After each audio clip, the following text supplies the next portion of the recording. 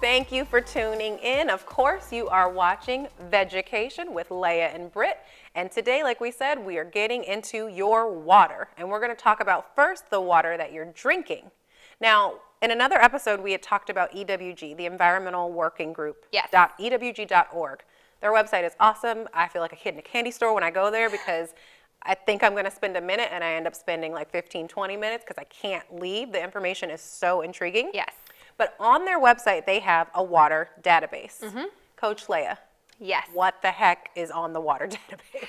So it's an area that you can actually go put in the zip code, find the utility service that services your water. Yes. And check out the contaminants that EWG view as exceeding what they think is safe. Now keep in mind our legal limits for contaminants in tap water have not changed for 20 years. Now, you remember that movie with Julia Roberts where she didn't play a lawyer, but she worked in a lawyer's office? Absolutely. And the people were getting sick because the water was contaminated. Erin Brockovich? Erin Brockovich, yes, that movie. That was obviously based on a true story. Now, correct me if I'm wrong, that was within the last 20 years, right? Correct. So that would mean that the laws that were in place when their water was contaminated back when Erin Brockovich, that situation happened, we still have those same laws today? Yes. Well, what a scary reality. Very scary. Okay.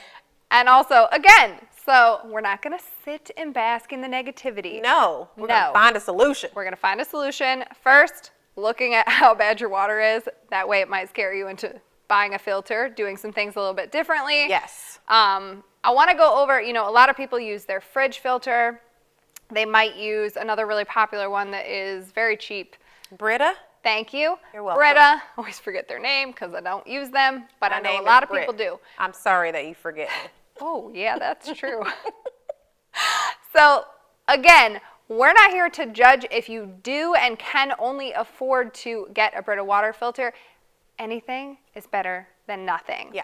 My top two filters that I love on the market right now is going to be the Berkey. My family has the travel Berkey because there's only 2 people drinking. If I had a family, I would definitely go with the family size Berkey. Okay. That's Berkey. And then the second one is going to be AquaTrue.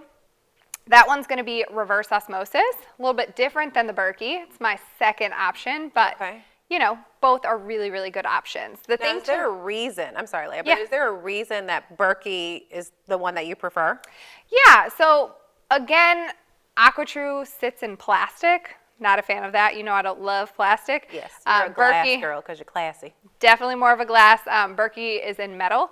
Okay. And they use a carbon filter, which is going to be different than the reverse osmosis. So one thing to note is when you're stripping your water, Zero Water is another filter that I've had before. Loved the taste of my water. It basically takes all contaminants out, brings it back to zero. Okay. The only problem with that is we're not getting any minerals. So as you are using filtered water, we want to be adding minerals back in there. My favorite minerals to just drop into your water is going to be microbe formulas. Okay.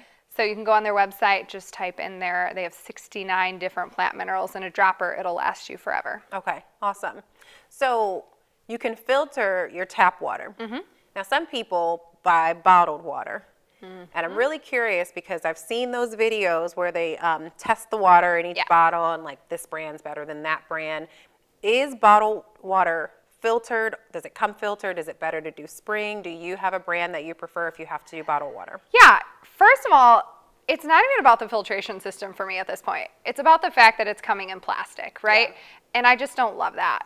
So many babies are being born with plastic already in their system because we're just consuming, every time you drink bottled water, you're consuming a certain amount of plastic because that water is sitting in that plastic. Oh, geez. So if you can, my favorite bottled water on the market, which comes in glass, is Mountain Valley Spring Water. Has some minerals in it already. Tastes amazing. So if you guys are out somewhere and you see that, that is always Coach Leah approved. I have a question. So Boss Water comes in a glass. Because of that, would you say that that's better? Or? I would always say to get it in glass or cardboard over plastic. So boxed water, which is kind of, I feel like that's trendy and new. Yep. That you would prefer over. I would definitely prefer that over plastic. Okay. So water filtration systems, we talked about that. let's maybe get into like how much water we should be drinking a day. And then like, for example, what counts as your water? Like, is it just only drinking pure water, or is it like, what if I'm drinking tea or eating a cucumber? That has a lot of water in it. Yeah, so you want to aim for half your body weight in ounces. Okay. And I always say that's a starting point. For most active people, 80 to 100 ounces is going to be great. Okay. For someone who's working out and sweating consistently, maybe somebody who does Bikram yoga, right, who's going to sweat a ton. Maybe somebody is training for a marathon, they're sweating a lot, then you're going to probably take in even more than that. In the summer, your numbers are going to be higher than in the winter, right? Because you're going to be sweating a lot more. Yeah.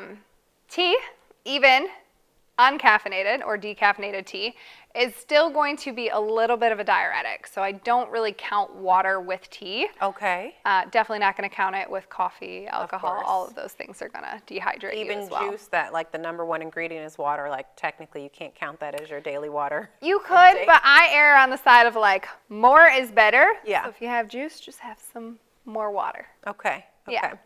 Water is hard to drink. Do you have any tips or like recommendations for how to get in that required amount of water each day? Honestly, I think my favorite tip is get a bottle with your goal, right? So if your goal is 65 ounces, get a 65-ounce bottle, because the only thing you have to focus on is filling it up once in the morning and drinking it until it's gone. That's smart. When you are trying to add up, I had 6 divided by 2, and then I took 1 over here, me. you are setting yourself up to fail. Yeah. So whether it's 100 ounces, 65 ounces, make it easy, make it really simple, and make it accessible.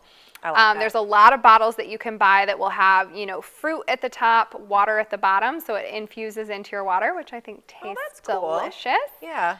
Yeah, so there are some options out there. I don't usually recommend the fake sugar, artificial flavor water, but again, if that's what you need to do for a starting point, that's okay. Okay, awesome. So we've got a little bit more about water for you when we come back on Vegucation.